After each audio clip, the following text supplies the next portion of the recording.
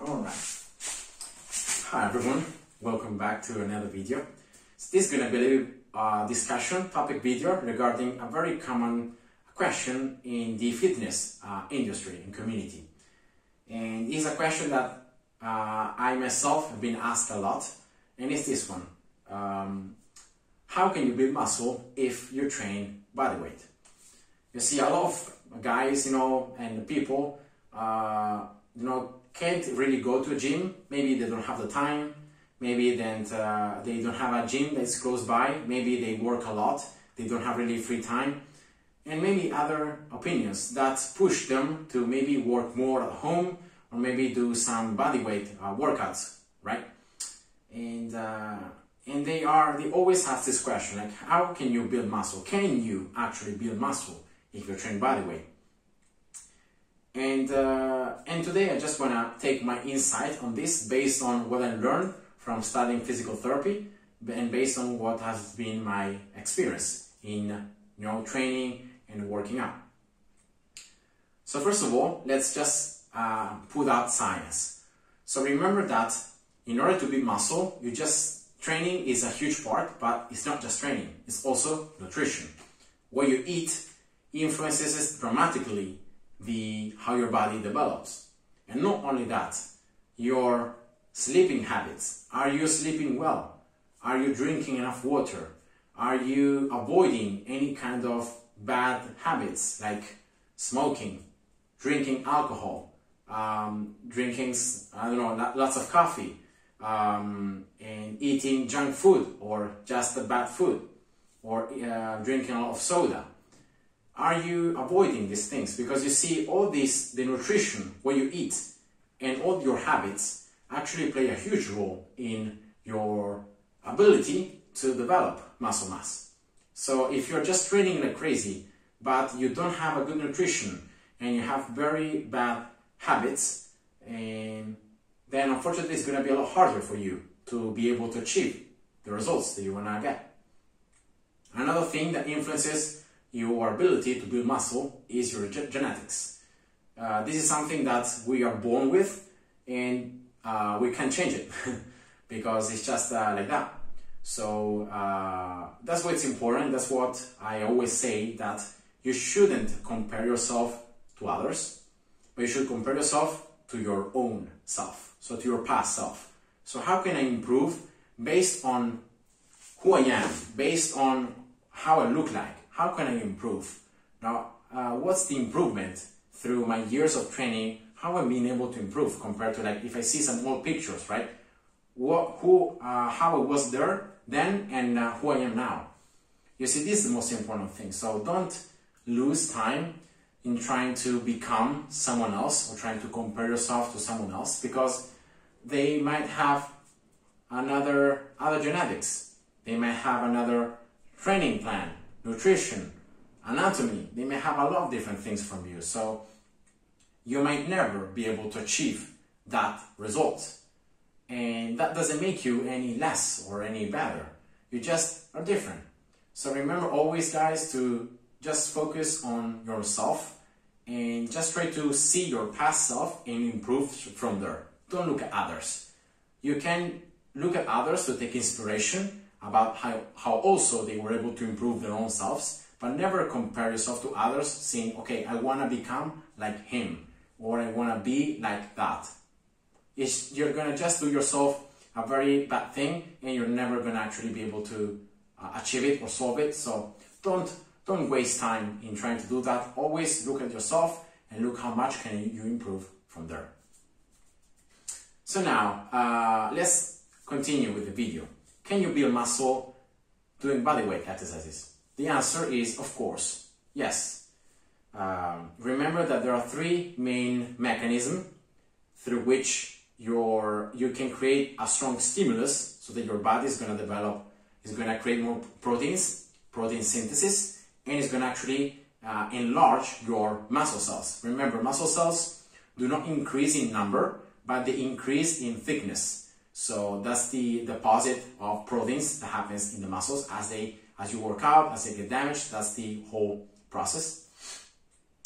And these three methods are progressive overload, eccentric overload, and metabolic overload. Of course, body weight, you can't use progressive overload, because in order to use this method, you need to have the ability to keep on adding more weight. And that's something you can only achieve on a gym, or if you have access to like plates, barbells, a set of dumbbells, and so on. So this method is not really easy for someone that trains body weight. But the two methods, the eccentric overload and metabolic overload, can be achieved very easily, because they don't require a lot of weight. Many times it's just body weight, or just a little bit more of extra weight. For example, if you have a weight vest, or if you have like elastic bands, or maybe if you have a backpack and you fill it with like books, rocks, anything, so that you have that extra little like 10 or 15 kilos, right? That can be helpful. And these two methods can actually be used in bodyweight training to build more muscle. Of course, guys, remember that how much the muscle grows depends on the stimulus. The more you stimulate it, the more it's going to grow. Remember, as well as I said before, how much grows depends on your genetics, depends on your nutrition and your overall lifestyle. And so I'm going to show you here, especially for lower body, some exercises, some examples that you can do using eccentrics or metabolic overload. Alright? So let's start with eccentrics. Eccentrics is pretty much training the negative portion of the movement. So when your muscles are stretching, right, that's when you are controlling that stretch. So gravity, right, or your position in space is making the muscle to stretch, but you're resisting it. So you're making the muscle, yes, stretch, but slowly. So you're controlling it. That's the huge difference. And therefore, let's just see a squat, for example, right? How can you train the eccentric squat? Very simple. You just set yourself in position, and in case you can count up to 5, up to 7, up to 10, any number that you prefer, and you just go down slowly. So here, 1, 2, 3, 4, 5, 6, 7, 8, 9, 10, 11, and 12. So I've reached my lowest position in 12 seconds. Then you go up and you just keep on going. 1, 2, 3, and so on. So can you see what I'm doing there? I'm very much just slowing down the eccentric part of the squat, that is sitting down. If I will have to do like a lunge, like let's see a Bulgarian split squat, it's a single leg exercise, like this one. In this case, once again, the eccentric is from this upper position going down. So again, you just want to count.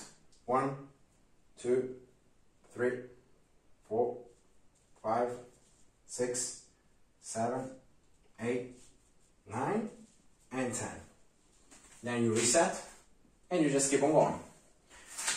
Now, what are the benefits of training in this way with eccentrics? Well, first of all, is the control.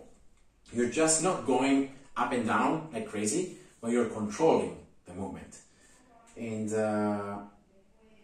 another thing is that science has shown that eccentric exercises, actually the eccentric contractions, develop the highest amount of tension out of all different type of muscle contractions. So more tension than concentric, more tension than isometric, and so on. So it's very good. If you're gonna make your muscles really work hard, you want to do eccentric ones. Of course, here on any of these exercises you can just add some other weight. If you have a weight vest, if you have some dumbbells, right, you can do the same exercises like this with some extra weight. So I've just showed here in this case squats and an exercise with single leg, but any exercise for the legs that you can think about, you can do it with eccentrics. Just remember, slow down the lowering part of the movement. Now, I'm going to just show you here for calves, right? Because calves is slightly different. In this case, gravity, right, is resetting you down. So when you are pushing, right, on your foot, when you're pushing up, you're actually contracting the muscle. So the negative part in this case is going down to the original position. So in order to train the eccentrics, you want to just go up. 1, 2, 3, 4, 5, 6, 7, 8, 9, and 10. So you slowly control the weight down. All right, so I just want to show you also the calves because it's a different position, so maybe it's hard to understand which of the two movements is the eccentric one. And that's pretty much it. So eccentric exercise can be done for any exercise, remember.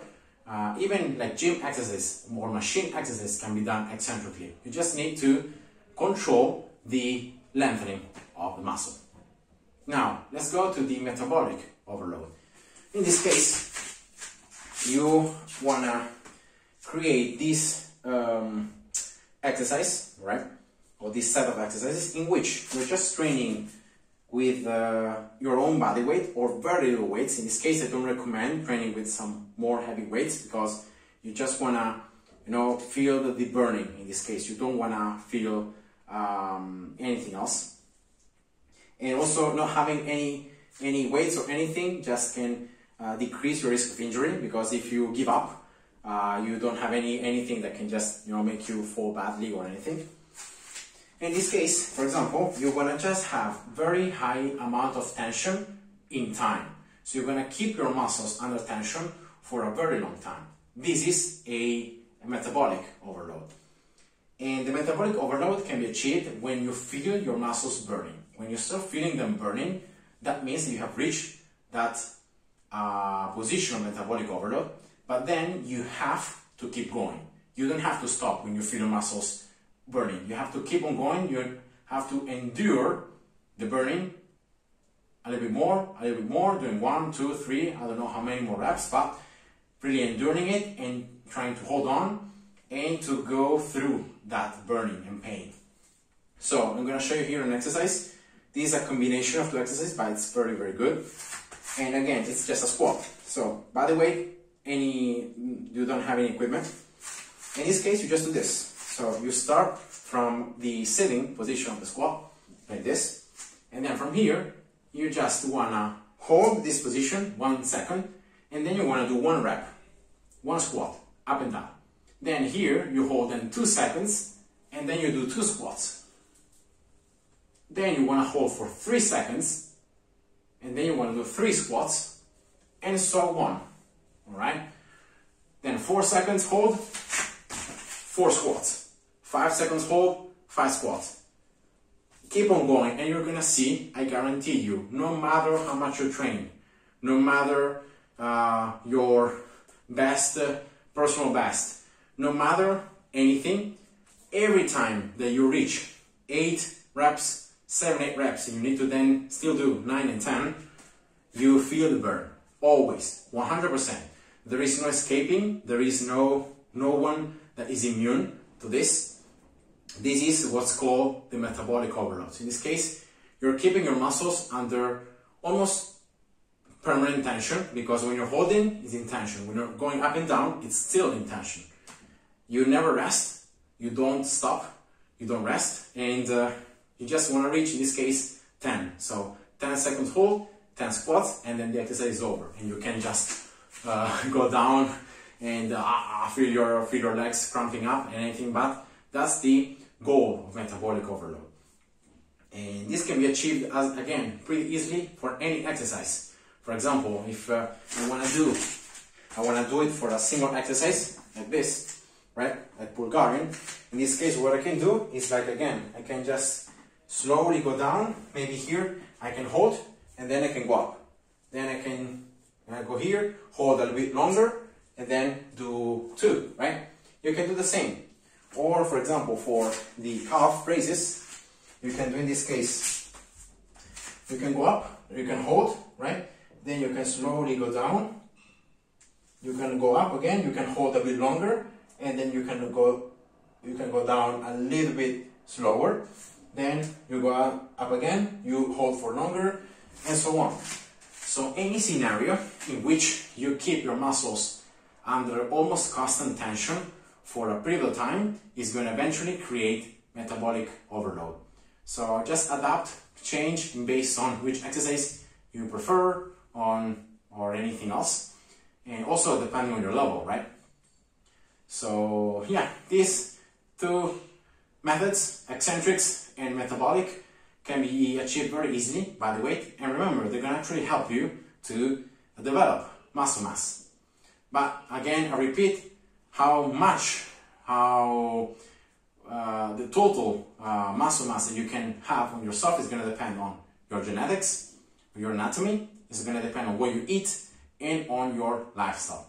So I hope you guys enjoyed. Thumbs up, stay well, and see ya. Bye bye.